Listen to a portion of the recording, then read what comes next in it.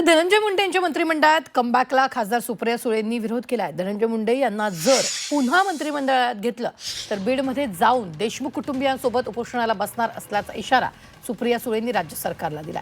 माणिकराव कोकाटेंकडून मंत्रिपद काढून घेतल्यानंतर धनंजय मुंडेंनी दिल्लीत जाऊन अमित शहांची भेट घेतली होती। त्यामुळे धनंजय मुंडे पुन्हा मंत्रिमंडळात येणार असल्याची चर्चा सुरू झाली, मात्र त्याला सुप्रिया सुळेंनी विरोध केलेला आहे। मला खरं तर आश्चर्य वाटलं की अमित भाईंनीही त्यांना भेट कशी दिली, काय कारण झालं माहिती नाही। ते म्हणले विकासाचं कामं, पण मला आश्चर्य वाटते की या देशाच्या होम मिनिस्टरकडे काय विकासाच्या कामाचं असेल आणि त्यांचंच सरकार आहे ना।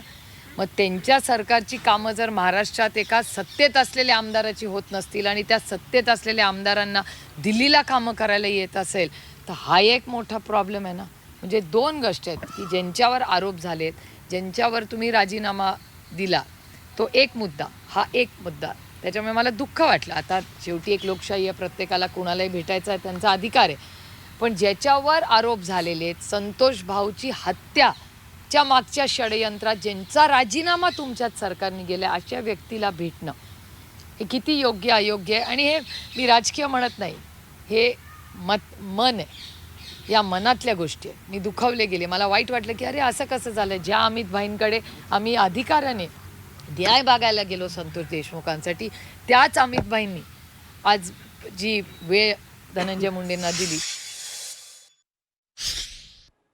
तर सुप्रिया सुळेंनी सरकारला थेट इशारा दिलेला आहे। मुंडेंच्या मंत्रिमंडळ कमबॅकला सुळेंनी विरोध केलाय।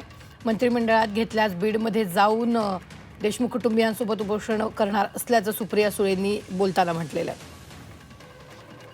ही मोठी बातमी आपण आत्ताच्या क्षणाची पाहतोय। काल धनंजय मुंडे यांनी अमित शहांची भेट घेतली आणि दुसरीकडे मुंबईत देखील घडामोडींना वेग आलेला होता।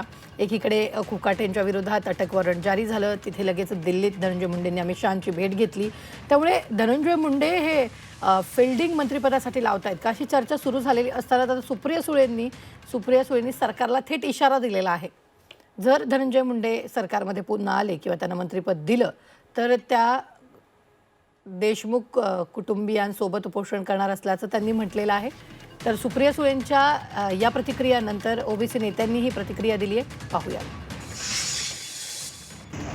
खासदार सुप्रियाताई सुळे यांनी आज इशारा दिलाय सरकारला, जर धनंजय मुंडेंना मंत्रिपद दिलं तर बीडमध्ये उपोषण करणार। अहो सुप्रियाताई, ते माणिकराव कोकाटे त्यांनी त्या मुख्यमंत्री स्वेच्छादार योजनेमध्ये बनावट कागदपत्र बनवली, शासनाची फसवणूक केली, फोर्जरी केली, म्हणून त्यांना 2 वर्षाची शिक्षा झाली, ती जिल्हा न्यायालयाने कायम ठेवली। त्यांच्या विरोधात करा ना उपोषण, त्यांचा राजीनामा मागा ना तुमच्या लाडक्या दादाला, तिथं तुम्हाला दिसत नाही। अहो सगळ्यात महत्त्वाचं म्हणजे तुमच्या लाडक्या दादाचा लाडका पोरगा पार्थ पवार याने त्या मुंडव्यामध्ये एवढा मोठा जमीन घोटाळा केला 2000 करोडचा। त्याच्याबाबत तुमचं म्हणणं काय? तुम्ही म्हणताय मी पार्थशी बोलले आणि पार्थ तसा नाहीये, माझा काही संबंध नाहीये। एवढा जातीवादपणा सुप्रियाताई चांगला नाहीये। त्या मुंडे कुटुंबियाच्या विरुद्ध या बीडमधील सगळे प्रस्थापित राजकारणी मागं लागलेले आहेत। मग ते सुरेश धस असतील, ते प्रकाश सोळंके असतील, ते पंडित असतील, ते तुमचे बजरंग सोनवणे असतील,